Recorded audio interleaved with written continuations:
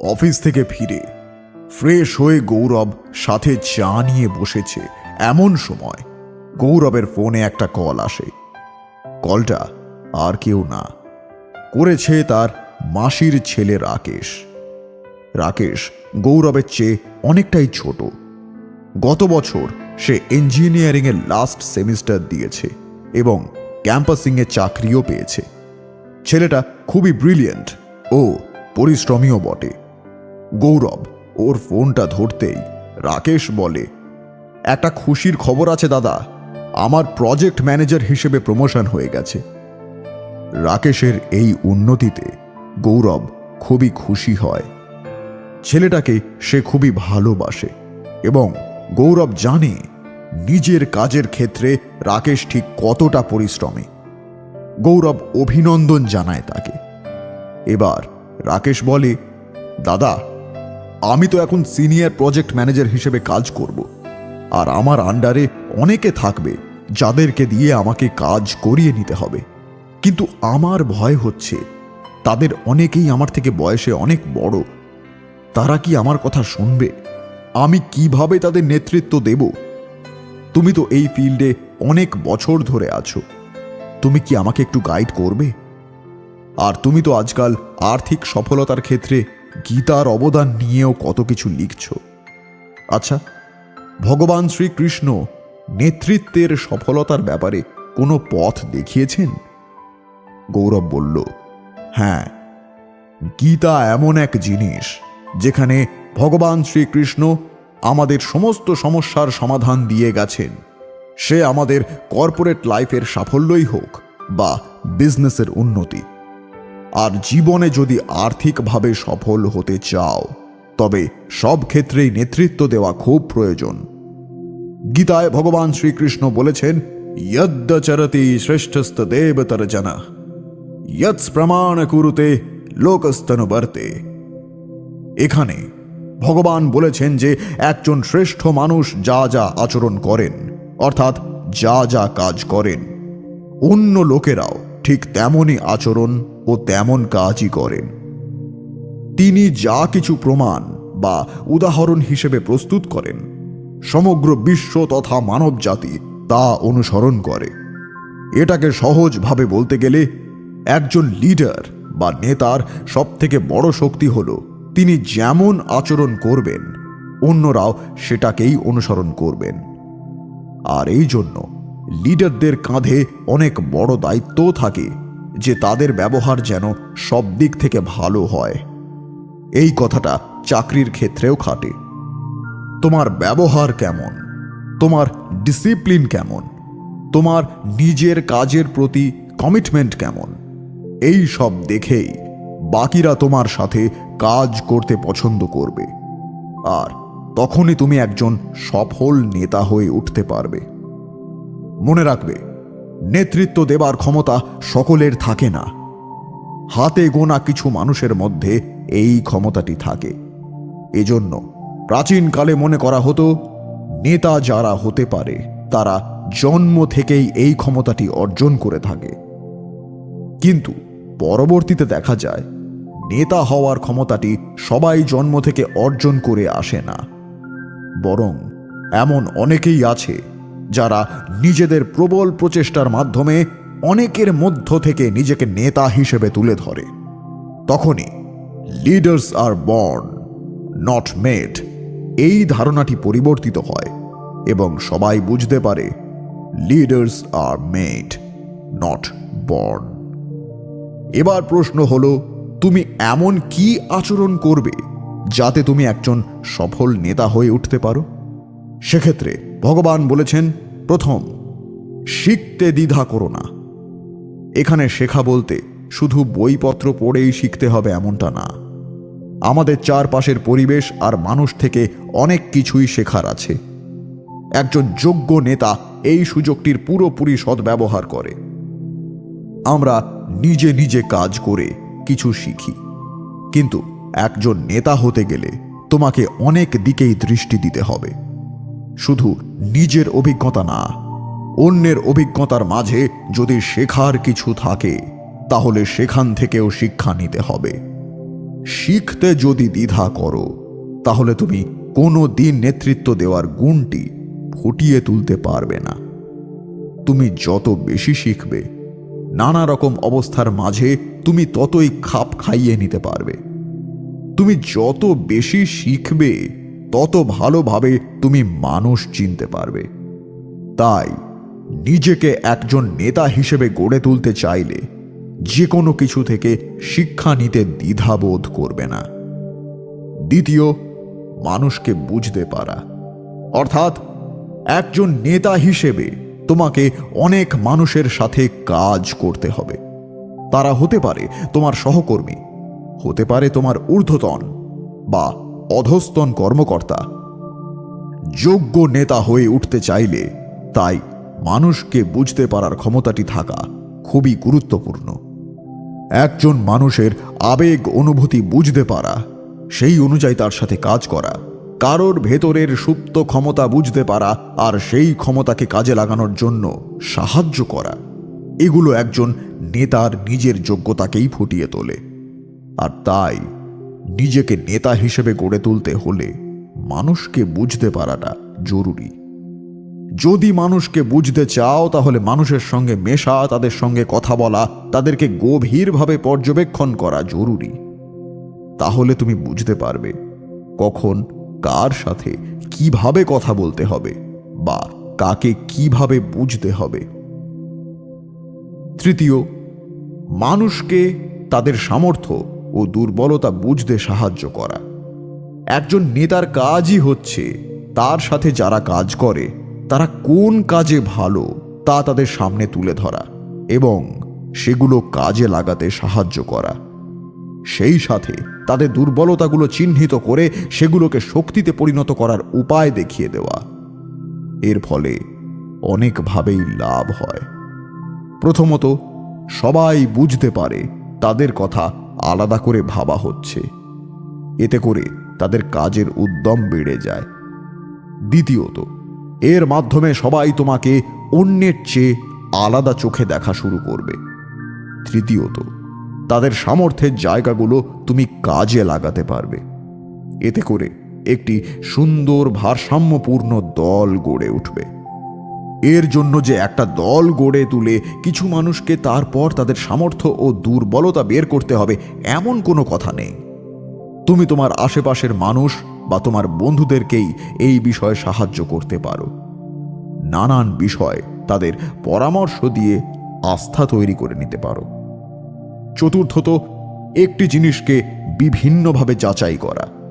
একজন নেতার অনেকগুলো গুণের মধ্যে একটি হচ্ছে একটা জিনিসকে বিভিন্ন দিক দিয়ে ভাবতে পারা। একটি ঘটনা বিভিন্ন কারণে ঘটতে পারে। তুমি যেটা ভাবছো সেটি কারণ নাও হতে পারে। যখন তুমি একটি ঘটনাকে বিভিন্ন দিক থেকে বিচার করবে তখনই তুমি আসল কারণ বুঝতে পারবে, আর এর মাধ্যমে কারণ আর কার্যকারণ সম্পর্কে ধারণা বাড়বে। তাই নেতা হিসেবে গড়ে উঠতে চাইলে এখন থেকেই সব কিছু ঠান্ডা মাথায় পর্যালোচনা করে চর্চা শুরু করে দাও। এতে করে শেখা যাবে আর যাচাই করার ক্ষমতাও বাড়বে। আর সর্বশেষ, নতুন কিছু করার চেষ্টা করো, অর্থাৎ একটু অন্যভাবে চিন্তা করে নতুন কিছু করার চেষ্টা করাটা একজন নেতার বৈশিষ্ট্যকেই ফুটিয়ে তোলে।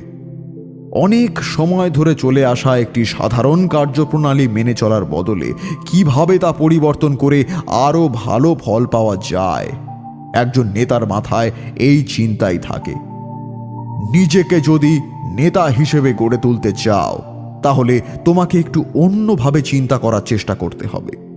কোনো কিছুতে একটি সাধারণ কার্যপদ্ধতি মেনে চলা উচিত, কিন্তু সেই সাথে এটাও চিন্তা করা উচিত যে কিভাবে কাজ করলে আরো ভালো ফল আসবে। তবে রাকেশ, একজন নেতার বৈশিষ্ট্য মাত্র এই 5টি জিনিসই নয়। একজন নেতা সব সময় চেষ্টা করে কিভাবে নিজেকে আরো ভালোভাবে গড়ে তোলা যায়, কিভাবে নতুন কিছু জানা যায়, কিভাবে নতুন কোনো সুযোগ বের করে নেওয়া যায়, কিভাবে কোনো কিছুকে আরো সহজবোধ্য করে তোলা যায়। আর সব থেকে বড় কথা, কর্ম করে যেতে হবে ভগবান শ্রীকৃষ্ণের উপর ভরসা রেখে। উনি অবশ্যই তোমাকে সঠিক রাস্তা দেখাবেন। গৌরবের কথা শুনে রাকেশ তাকে অনেক ধন্যবাদ জানালো এই মূল্যবান উপদেশের জন্য।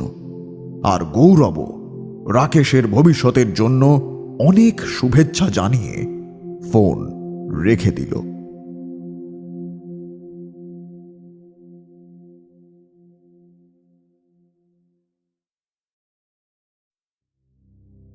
রাকেশের সাথে কথা বলে ফোনটা রাখার পর গৌরবের মনে পড়ে গেল তার চাকরি জীবনের প্রথম দিনের কথা।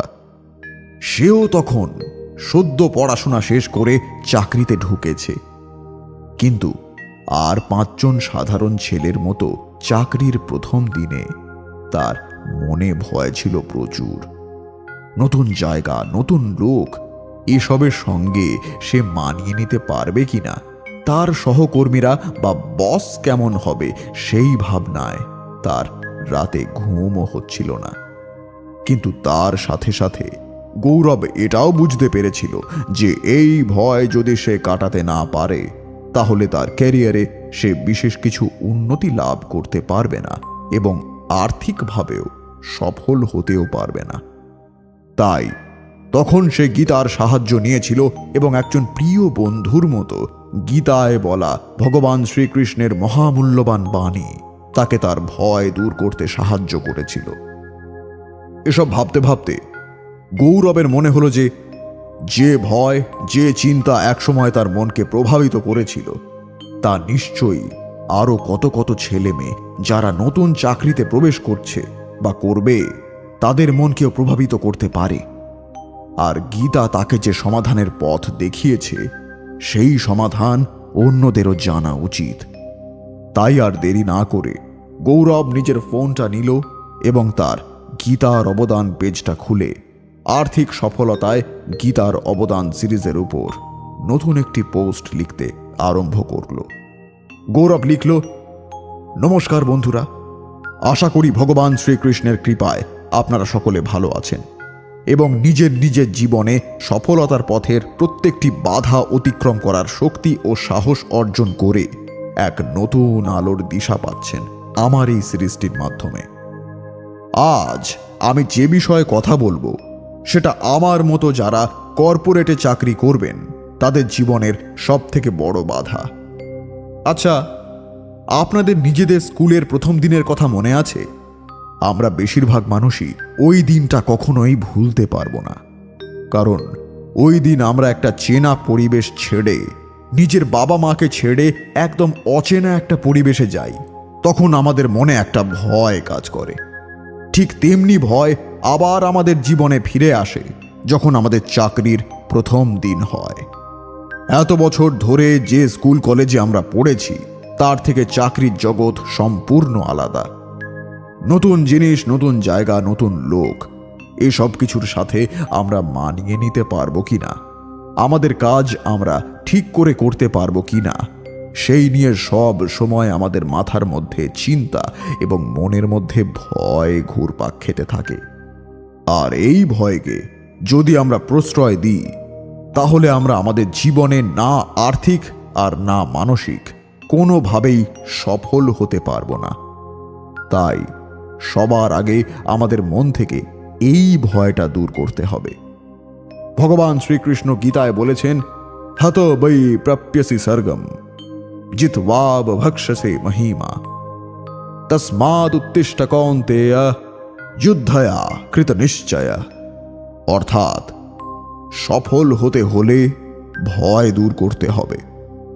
কুরুক্ষেত্রের যুদ্ধে অর্জুন যখন কৌরবদের বিরুদ্ধে যুদ্ধ করতে চাননি তখন শ্রীকৃষ্ণ তাকে এই শ্লোকের মাধ্যমে বলেছিলেন যে, হে অর্জুন, তুমি নির্ভয় যুদ্ধ করো, নিহত হলে স্বর্গ পাবে আর জিতলে পৃথিবী শাসন করবে। তাই যে কোনো কাজে সফলতা পেতে হলে মন থেকে ভয় দূর করতে হবে। আরো সহজভাবে যদি ব্যাপারটা বুঝিয়ে বলি, তবে জীবনের প্রথম চাকরি হোক বা নতুন কোম্পানিতে সিনিয়র পর্যায়ের পজিশন, চাকরির প্রথম দিন নিয়ে সবারই কম বেশি ভয় থাকে।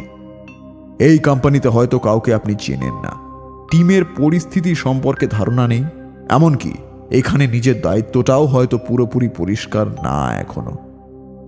এমন অপরিচিত পরিবেশে কে না ভয় পায় বলুন তো? আর এই ভয়গুলোকে জয় করার কথাই বলেছেন শ্রীকৃষ্ণ আমাদের। কিন্তু আপনি ভাবছেন ভয় দূর করবেন কিভাবে? বেশ, তবে গীতা জ্ঞান ও আমার অভিজ্ঞতার সাহায্যে বেশ কিছু টিপস আপনাদের দিচ্ছি। 1, চাকরির দায়িত্বগুলো আবার একটু মনে করে নিন। প্রথম দিনে এত নতুনত্বের সঙ্গে মানিয়ে নিতে গিয়ে আমরা অনেক সময় আমাদের কাজের মূল উদ্দেশ্যটাই ভুলে যাই। তাই নতুন অফিসে যাওয়ার আগে আরও একবার এই পজিশনে আপনার কাজের বিবরণ বিস্তারিতভাবে পড়ে নিন এবং নিজের দায়িত্বগুলো মনে করে নিন। এতে করে আপনাকে উদ্দেশ্যহীন অনুভব করতে হবে না, বরং প্রথম সপ্তাহে কি এবং কতটুকু কাজ করতে হবে তার ব্যাপারেও একটা ধারণা থাকবে। দ্বিতীয়ত, কেন এই চাকরি নেওয়ার সিদ্ধান্ত নিয়েছিলেন এবং কিভাবে চাকরিটা পেয়েছেন তা আবার মনে করুন।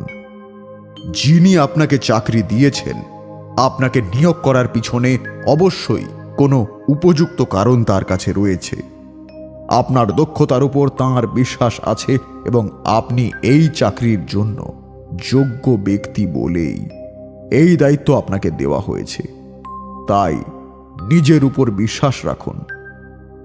আজকে এই চাকরির প্রথম দিন এটা নিয়ে বেশি মাথা না ঘামিয়ে বরং এই চাকরির দৈনন্দিন কাজের দিকে মনোযোগ দিলে ভয় অনেকটাই কেটে যাবে। 2, নিজেকে অতিরিক্ত চাপ দেওয়া থেকে বিরত থাকুন। নতুন কোম্পানিতে নিজের দক্ষতা দেখিয়ে প্রথম দিনেই সবাইকে মুগ্ধ করে দিতে কে না চায়, কিন্তু শুরুতেই নিজের উপর এতটা চাপ তৈরি না করাই আসলে ভালো। সবচেয়ে বড় পরীক্ষাটা আপনি ইতিমধ্যেই পার করে এসেছেন, না হলে এই চাকরি আপনার হতোই না। এখন আপনার দায়িত্ব শুধুমাত্র আত্মবিশ্বাস বজায় রাখা, অফিসে কারোর সাথে খারাপ আচরণ না করা এবং শেখার আগ্রহ বজায় রাখা। এই পর্যায়ে কি করবেন না করবেন সেই ব্যাপারে নিশ্চিত না থাকাটাই স্বাভাবিক, কিন্তু আপনার বস সেটা ভালোভাবেই জানেন। তাই প্রশ্ন করতে ঘাবড়াবেন না, আর কোনো ভুল করে ফেললে তা নিয়ে খুব বেশি দুশ্চিন্তা না করাই ভালো। ভুল থেকেই মানুষ শেখে, তাই চাকরিদাতার জন্য শুরুর দিকে আপনার ছোটখাটো ভুলকে খারাপ চোখে না দেখাই স্বাভাবিক। তবে নিজের ভুল স্বীকার করার ব্যাপারে পিছপা হবেন না। ভুল ঢাকার চেষ্টা করে সময় নষ্ট করার চেয়ে সেই ভুল স্বীকার করে নিয়ে তার সমাধান খোঁজার চেষ্টা করলে তা সবার জন্যই ভালো। হতে পারে আপনি সহজেই সমাধান পেয়ে যাবেন। তাছাড়া নিজের কর্মকাণ্ডের দায়িত্ব নিজে নিতে না চাওয়াতে পেশাদারিত্বের অভাবই প্রকাশ পাবে শুধুমাত্র। 3, নিজেকে মনে করিয়ে দিন যে আপনি সারা জীবন নতুন থাকবেন না। নতুন পরিবেশ, নতুন মানুষ, নতুন দায়িত্ব, এ সব কিছুর সঙ্গে মানিয়ে নিতে কিছুটা ভয় পাওয়া স্বাভাবিক, কিন্তু এ সব কিছুই সাময়িক। কিছুদিন পার হলেই আপনি এই নতুন পরিবেশে অভ্যস্ত হয়ে উঠবেন। এর চেয়ে অনেক কঠিন পরীক্ষায় উত্তীর্ণ হয়েই আপনি চাকরিতে যোগদান করতে পেরেছেন। নিজেকে তাই মনে করিয়ে দিন যে নিয়োগ প্রক্রিয়া পার করে এত দূর আসতে যখন পেরেছেন, নতুন পরিবেশে মানিয়ে নেওয়া সেখানে কোনো কঠিন বিষয়ই না। বেশি দিন যাবার আগেই নতুন দায়িত্বগুলো আপনি গুছিয়ে নেবেন। অফিসের সবার সঙ্গে পরিচয় হবে, সহকর্মীদের সঙ্গে কিভাবে কথা বলতে হবে এবং কি বললে তা সহজভাবে গ্রহণযোগ্য হবে না তাও বুঝে যাবেন। এত নতুনত্ব উপভোগ করার সুযোগ খুব বেশি একটা আসে না, তাই এই সময়টাকে ভয় না পেয়ে উপভোগ করার চেষ্টা করুন। 4, সর্বোত্তম আচরণ বজায় রাখুন। কর্মস্থানের মৌলিক নিয়মগুলো মেনে চলা এই পর্যায়ে সবথেকে বেশি জরুরি। সময় মতো অফিস যাওয়া, মনোযোগের সহিত কাজ করা, ঘন ঘন মোবাইল ব্যবহার না করা, চাকরির সাথে অপ্রাসঙ্গিক জিনিস পড়া বা দেখা থেকে বিরত থাকা এবং সহকর্মীদের সাথে ভালো ব্যবহার করা, এই সাধারণ বিষয়গুলোর দিকে একটু খেয়াল রাখলে আপনার চাকরির শুরু ভালোভাবেই হবে। নতুন চাকরিতে ইতিবাচক মনোভাব এবং শেখার আগ্রহ নিয়ে যাত্রা শুরু করলে নতুন পরিবেশ ও দায়িত্বের সাথে মানিয়ে নিতে কোনো সমস্যাই হবে না। 5. কোনো দায়িত্ব নেওয়ার আগে ভেবে দেখুন। চাকরিদাতাকে খুশি করার প্রচেষ্টায় অনেক সময় আমরা এমন দায়িত্ব নিয়ে ফেলি যা আমাদের পক্ষে পালন করা সম্ভব নয় এবং তাতে হিতে বিপরীত হয়। যে কোনো নতুন কাজ বা দায়িত্ব নেবার আগে আপনি তা করতে পারবেন কিনা সেটা ভালোভাবে চিন্তাভাবনা করে নিন। প্রয়োজনে প্রশ্ন করুন এবং কাজ শুরু করার আগে কি করতে হবে তা পরিষ্কারভাবে জেনে নিন। একইভাবে আপনার দায়িত্ব যদি হয় কোনো টিমের নেতৃত্ব দেওয়া, তাহলে প্রথম দিন এসেই সবাইকে নানান রকম নির্দেশনা দেওয়া শুরু না করে আগে টিমের সদস্যদের কাজ ও স্কিল সম্পর্কে জানুন এবং আপনার বিশেষজ্ঞতার উপর তাদের বিশ্বাস অর্জন করার চেষ্টা করুন। টিমের সদস্যরা যখন আপনাকে সম্মান করবে এবং আপনার নির্দেশনার উপর ভরসা রাখতে পারবে, তখন আপনার কাজ অনেকটাই সহজ হয়ে যাবে। 6. গুরুত্বপূর্ণ তথ্যগুলো লিখে রাখার চেষ্টা করুন। সাধারণ নির্দেশনা, লগ ইন বিষয়ক তথ্য অথবা কাজের তালিকা, যাই মনে রাখার প্রশ্ন হোক না কেন, কাজে অভ্যস্ত হওয়ার আগে পর্যন্ত স্মৃতিশক্তির ভরসায় না থেকে সব তথ্য লিখে রাখাই ভালো। বিশেষ করে যখন একই দিনে স্বল্প সময়ের মাঝে সহকর্মীদের নাম থেকে শুরু করে আরও অনেক নতুন তথ্য আপনার জানতে ও মনে রাখতে হবে। তাই হাতের কাছে কাগজ কলম রাখুন এবং গুরুত্বপূর্ণ কিছু জানার পরপরই তা লিখে রাখুন। এতে করে আপনাকে কি করতে হবে এবং কি জানতে হবে সেই ব্যাপারে সচেতন থাকতে পারবেন। আপনার মানসিক চাপও অনেকটাই কমে যাবে। নতুন অভিজ্ঞতা অর্জন এবং নতুন পরিবেশের সাথে পরিচয় যেমন ভয়ের তেমনি আনন্দেরও। ঘাবড়ে না গিয়ে তাই বরং উৎসাহ ও আত্মবিশ্বাসের সাথে এই অভিজ্ঞতাকে উপভোগ করুন। তাহলে খুব শীঘ্রই এই পরিবর্তনে অভ্যস্ত হয়ে উঠতে পারবেন। আর এই সব কিছুই আপনার আর্থিক সাফল্যের রাস্তা প্রশস্ত করে দেবে। আর হ্যাঁ, সেই সাথে ভগবান শ্রীকৃষ্ণকে স্মরণ করুন। তিনি আপনাকে সঠিক পথ দেখাবেন। এই অবধি লিখে গৌরব পেজে লেখাটি পোস্ট করে দিল আর বলল, জয় শ্রীকৃষ্ণ।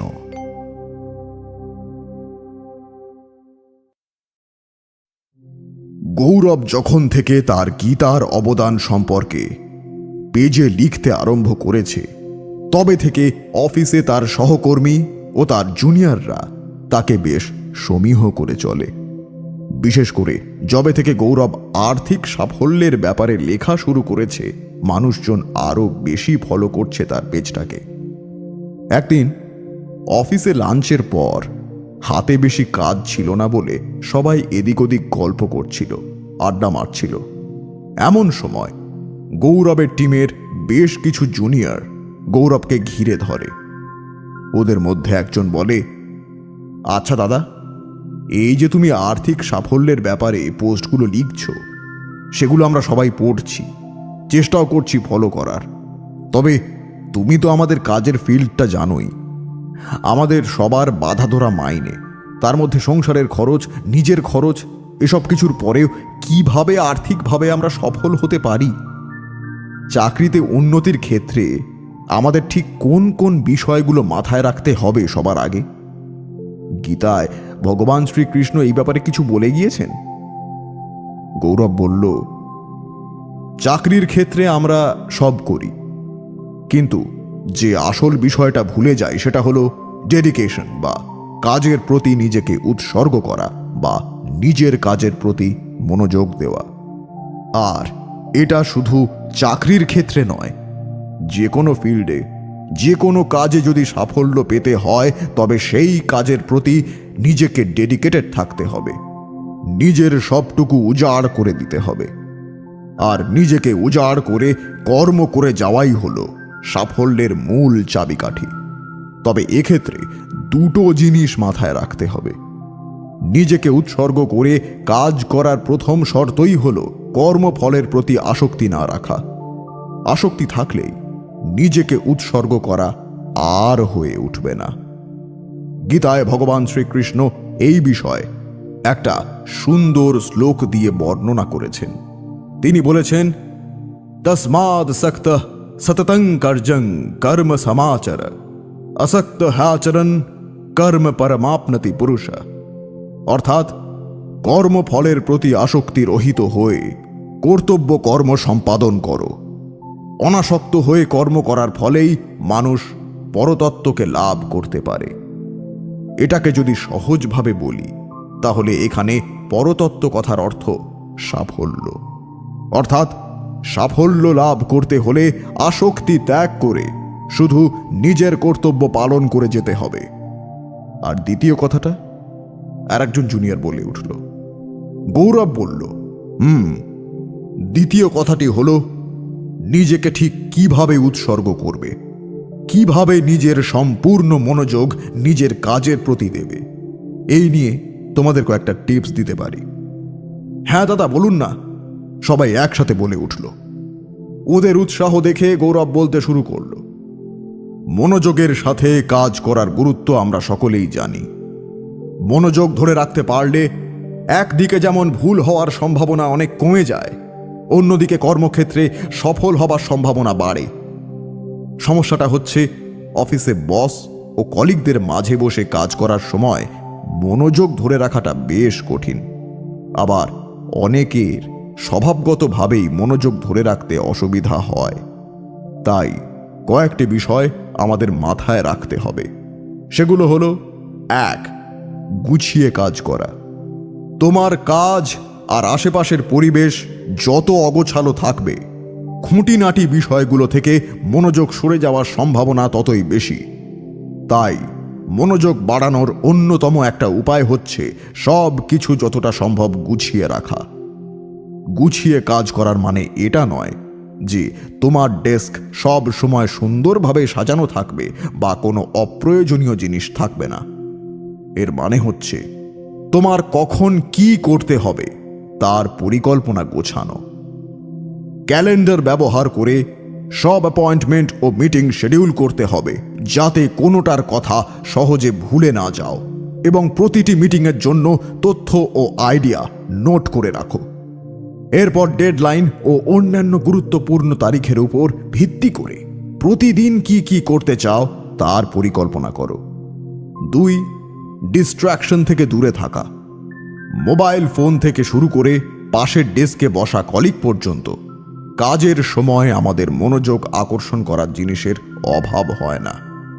প্রশ্ন হচ্ছে, এই সব ডিস্ট্রাকশন থেকে নিজেকে দূরে রাখবে কিভাবে? আমরা অনেকেই অফিসে খোলামেলা পরিবেশে অনেক মানুষের মধ্যে বসে কাজ করি।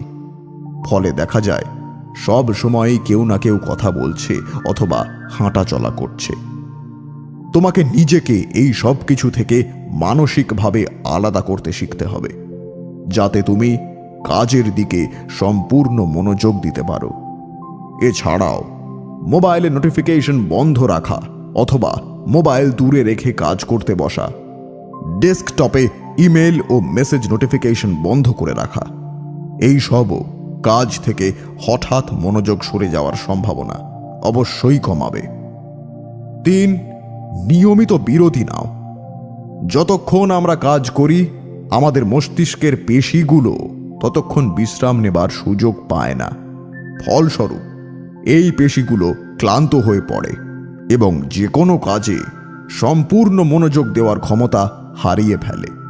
প্রতিদিন টানা 8 ঘন্টা করে কাজ করা কারোর জন্যই বাস্তবসম্মত নয়, বরং এতে বার্ন আউট হওয়ার সম্ভাবনা থাকে অনেক বেশি। তাই মনোযোগ ধরে রাখার ক্ষমতা বাড়াতে অবশ্যই প্রয়োজন পর্যাপ্ত বিশ্রাম এবং নিয়মিত বিরতি নেওয়া। মাঝে মাঝে চেয়ার থেকে উঠে অফিসের ভিতর হাঁটাহাঁটি করা অথবা মানসিক বিরতি নিতে কাজের সাথে সম্পর্কিত নয় এমন একটি ব্লগ পোস্ট পড়া পরবর্তীতে কাজের প্রতি তোমাকে আরো বেশি মনোযোগী করে তুলতে পারে। 4. কাজকে উপভোগ করতে শেখো। অনেক সময় মনোযোগ না দিতে পারার একটা বড় কারণ হচ্ছে কাজ করে আনন্দ না পাওয়া, এবং অনেক সময় সেটা যৌক্তিকও। চাকরি বা ব্যক্তি জীবনে অনেকেই প্রচণ্ড মানসিক চাপের মধ্যে দিয়ে যায়, যা পছন্দের কাজটাকেও একটা নীরস বিষয়ে পরিণত করে। কিন্তু ইচ্ছার বিরুদ্ধে গিয়ে কাজ করার ফলাফল সাধারণত খুব নিম্নমানের কাজ হয়, যা তোমার ক্যারিয়ারের উপর বিরূপ প্রভাব ফেলতে পারে। 5. রুটিন অনুসরণ করো। অতিমাত্রায় রুটিন মতো চলা যেমন জীবনের আনন্দকে নষ্ট করে দিতে পারে, একেবারে কোনো রুটিন না মানাও কারণ হতে পারে বিশৃঙ্খলার। ভাবছ রুটিন তোমাকে মনোযোগী হতে কিভাবে সাহায্য করবে? রুটিন মেনে চলার অর্থ হচ্ছে প্রতিদিন একই সময় একই ধরনের কাজ করা। এতে অভ্যস্ত হয়ে গেলে খাওয়া, ঘুম এবং অন্যান্য দৈনন্দিন কাজ নিয়ে চিন্তা করার প্রয়োজন কমে যাবে। ফলাফল কাজের প্রতি আরো বেশি মনোযোগ। 6. পরিমাণের চেয়ে গুণগত মানকে বেশি গুরুত্ব দাও। অনেকেই গুরুত্বতার সাথে কাজ সম্পন্ন করাকে নিজের মান নিশ্চিত করার থেকে বেশি গুরুত্ব দিয়ে থাকে, কিন্তু দ্রুত কাজ করা মানে হচ্ছে খুঁটিনাটি বিষয়ে নজর দেওয়ার জন্য সময় না নেওয়া, যার নেতিবাচক প্রভাব পড়তে পারে তোমার ক্যারিয়ার এবং মর্যাদার উপরে। অতিরিক্ত ডেডলাইনের চাপ না নিয়ে বরং কাজের গুণগত মান নিশ্চিত করাতে বেশি গুরুত্ব দাও, কারণ নির্ভুলভাবে সম্পন্ন হওয়া কাজ অনেক দীর্ঘমেয়াদী ফলাফল এনে দিতে পারে। 7. মিটিংগুলোতে সক্রিয়ভাবে অংশ নাও। কাজে মনোযোগ না থাকার অন্যতম একটা কারণ হচ্ছে কাজের প্রতি আগ্রহ হারিয়ে ফেলা। আপনি যদি নিজের চাকরি বা প্রজেক্টের ব্যাপারে আগ্রহ বোধ না করেন, তা অনেকখানি পরিবর্তন হতে পারে মিটিংয়ে অংশগ্রহণের মাধ্যমে। সব কোম্পানি ও প্রজেক্টেরই গুরুত্বপূর্ণ সিদ্ধান্তগুলো নেওয়া হয়ে থাকে মিটিংয়ের মাধ্যমে। এসব মিটিংয়ে নিজের মতামত সক্রিয়ভাবে প্রকাশ করে তুমিও সেই সিদ্ধান্তের অংশ হতে পারো, যা কাজের প্রতি তোমাকে আরো বেশি আগ্রহী করে তুলবে। 8. একই সময় শুধু একটাই কাজ করো। অনেকেই মনে করে যে একসাথে একাধিক কাজ করলে বেশি কাজ করা সম্ভব, কিন্তু এই ধারণা ভুল হওয়ার প্রমাণ বিভিন্ন রিসার্চে অনেকবার পাওয়া গেছে। এমনকি কোনো স্টাডি এটাও প্রমাণ করেছে যে একসাথে একাধিক কাজ করা প্রোডাক্টিভিটিকে 40% কমিয়ে দেয়।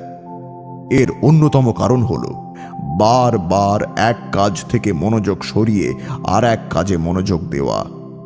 এতে সময় নষ্ট যেমন হয়, কাজের মানও তেমন নেমে যায়। তাই মনোযোগের সঙ্গে কাজ করতে চাইলে এক সময় একটা কাজ করাই সব থেকে ভালো। 9. সবচেয়ে খারাপ পরিস্থিতির কথা আগে ভাবো। এই কৌশলটির সাথে হয়তো তোমরা অনেকেই দ্বিমত পোষণ করবে, কিন্তু সবচেয়ে খারাপ ফলাফলের কথা চিন্তা করা তোমাকে ভবিষ্যতের জন্য প্রস্তুত হতে সাহায্য করবে। তোমার গাফিলতি বা অমনোযোগ তোমার ক্যারিয়ার ও কোম্পানির ব্যবসায়িক অবস্থাকে কতটা প্রভাবিত করতে পারে তা সম্পর্কে ধারণা থাকলে সহজাতভাবেই তুমি মনোযোগের সাথে কাজ করার অনুপ্রেরণা পাবে। হয়তো তুমি যে পরিস্থিতিটা চিন্তা করছো তা কখনোই ঘটবে না, কিন্তু ঝুঁকি না নিয়ে বরং প্রস্তুত থাকাই ভালো। তাহলে যে কোনো চাকরিজীবীর জন্যই মনোযোগ ধরে রাখার ক্ষমতা বাড়ানো শিক্ষণীয় একটি স্কিল, এবং বিশেষ করে তোমরা অর্থাৎ যারা সবেমাত্র ক্যারিয়ার শুরু করেছো তাদের জন্য এটা খুবই জরুরি। আর জীবনে আর্থিক সাফল্যের পিছনে কাজে মনোযোগী হওয়াও নিজের ডেডিকেশনের মূল্য অনেকটাই। যাই হোক, অনেক কিছু বললাম, আশা করি তোমরা এগুলো মানবে। আর আমাদের সকলের সাথে তো ভগবান শ্রীকৃষ্ণ রয়েছেনই, তিনি সকলের মঙ্গল করবেন। যাও, এবার কাজে যাও, আমিও বাকি কাজটুকু সেরে নিই। এই বলে গৌরব নিজের কাজে মন দিল, আর বাকিরাও গৌরবকে ধন্যবাদ জানিয়ে নিজেদের ডেস্কে ফিরে গেল।